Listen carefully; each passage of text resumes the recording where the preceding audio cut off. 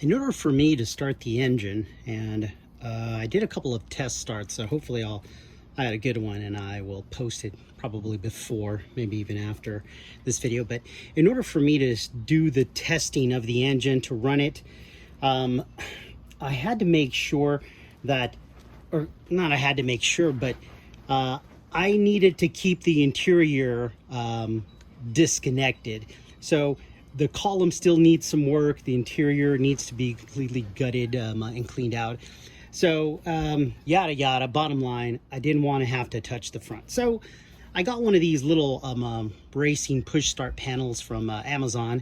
I want to say it's like 25 bucks. There's different variations depending on what you get. And I wanted to briefly go over how I connected this on the car. And this will be a very general video, so it won't be too specific. But the reason I'm doing it is because I also went online, went on YouTube, and found a couple, and some were either, which is a good thing, some were extremely detailed, so much so that hats off. I mean, even the designs they made, I was like, wow, okay, good for you. But it still left some questions there because some of them were like, I still haven't tested it yet. Others showed how to install it to their car, and they showed some circuits that were irrelevant for the purpose of this video. So let's talk about what this actually does. In general, what this provides you is a master power switch here.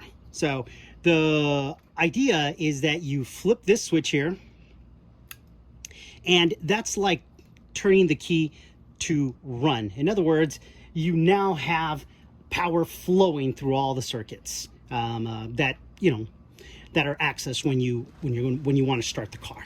All right, so that's turning the key on. This accessories is what normally gets started, automatically during the run or accessory phase. So in other words, when you turn the key and you go to start, certain accessories, for example, the starter, are engaged. And when you let it go, the car automatically knows what to do. Well, in this case, I had to, I've already had to, I should say,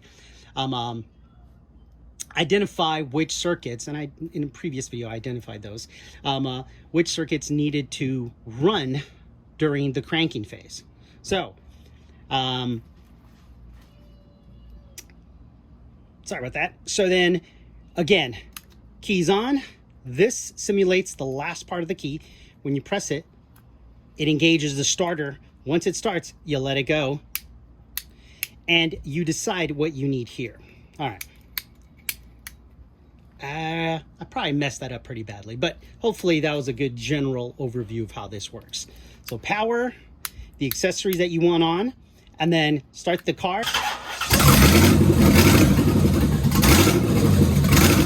Let it go, and then the car runs. When you're ready to stop the car, you just flip that down. Oh, you know what? Before I move on, there was a lot of complaints where they get these panels that this guy would fall down. It was because everybody said, "Oh my gosh, it sucks," because when I connected it, there was a couple little bumps and this thing would turn off.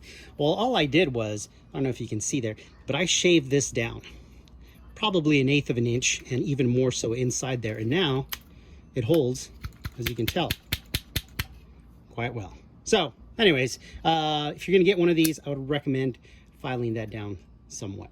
Okay, all right, so let's start with the wiring.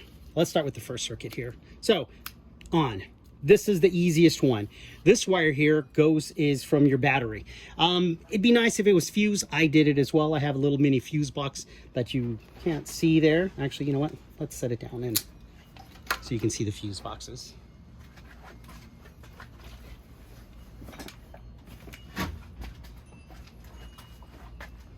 All right, so that fuse box there, that's the master. There's the battery connects directly to it right there.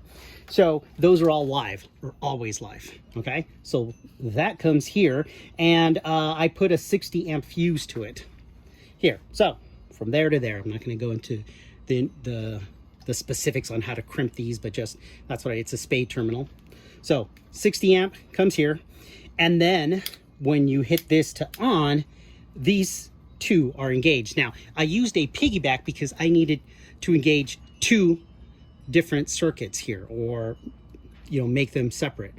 This one goes to the starter and this one goes to my accessories. So well, that's the next part here. Okay, so once again, from the battery fused, and since it's pulling, especially the starter, I want to have a good amount of protection there. So again, I went 60 amp fuse.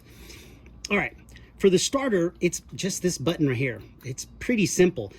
This button right here engages, I don't know if you can see that right there, but engages that little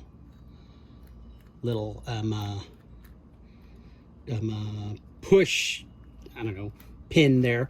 And so what it does is the circuits are closed, naturally closed, and when you press this, it engages them, but it's, a manual. So as soon as you let it go, it's off. Perfect for your starter. That's pretty much all you need. So in this case, I ran this one from the piggyback into this circuit here. Now, all of these that I found, these racing panels, these starter switches are made the same. This is a 12 volt. So, ooh, wow, sorry about that. All right, all of these push buttons are pretty much the same thing. This is a 12 volt circuit that is pretty much the same thing. You have power coming through here. When you press this, it'll turn it on. This guy here is a 240 volt, so it's mainly it's more like a home one, and it's perfect for the starter. Once again, we just talked about your need the proper amount of amperage, so that's why this one is a higher voltage. I'm only addressing this because a couple of people were reading here and saying, I don't know why this is a 240. That's for a home or for a larger circuit, but that's why, because this is what's going to turn the starter. You don't want it frying up when you're pressing the 12 volts and a high amperage on it. All right, so once again, this turns on, sends the power into number 4. All right, number 4 catches it, and then right there it's listed on. In other words, when you press the button here, that's the one that's going to release and open it. So this is the one. This is the wire that goes to your starter, and I just have a wire that comes and connects into the spade terminal and goes directly to the starter solenoid. So again, power comes in through here, gets turned on, flows into number 4, which is normally off. When you press this, when this is on and you press your starter button, it connects the circuits and sends power to your starter solenoid. This guy right here, not to the post where the battery is on the starter, to your starter solenoid. Most GM cars, that's usually a purple wire. Okay. All right. So now that we've talked about the starter circuit, now the accessories, and right there you can pretty much see what I did. When I turn this on, this secondary wire from this piggyback spade here, and I don't know if you can tell, but it's really just, see, that's a spade terminal with a little piggyback there. So I just made a jumper wire that comes over and connects to this circuit up here, or this single pole trigger, and then I made another jumper wire. In the event that I need a third one, I would just simply make the exact same thing, another jumper wire there. Right now, when I turn this on, it flows power through here, and that's what goes all the way to a relay that's there. And that relay activates the fuse box, which is all my accessories that I need when I'm starting the vehicle.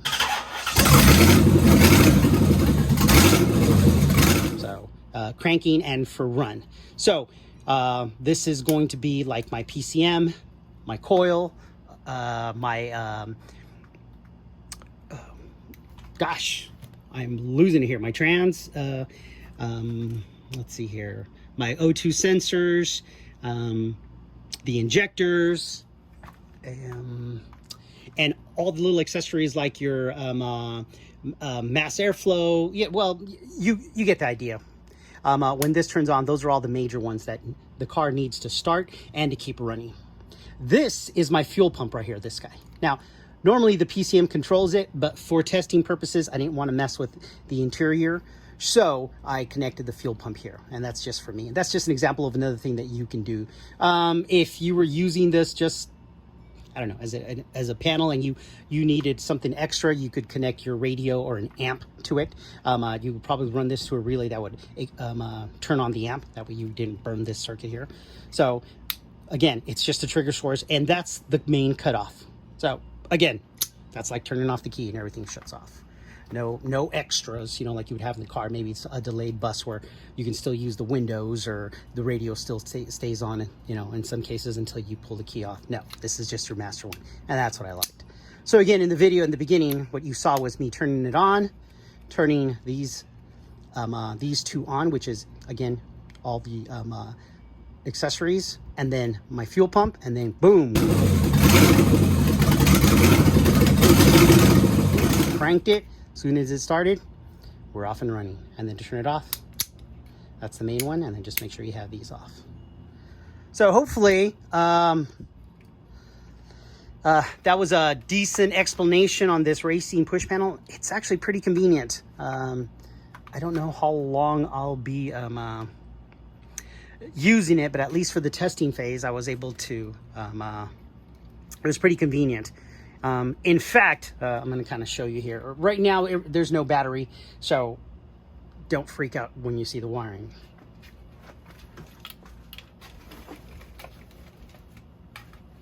Boom. I'm going to set it right there. And what I wanted to show is, that is my OBD2 port.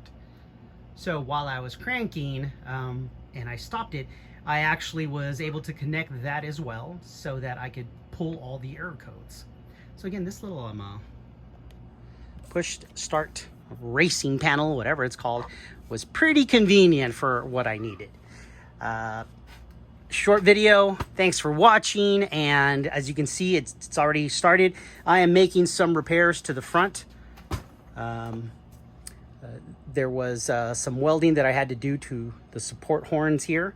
And I did a mock-up of the radiator as well.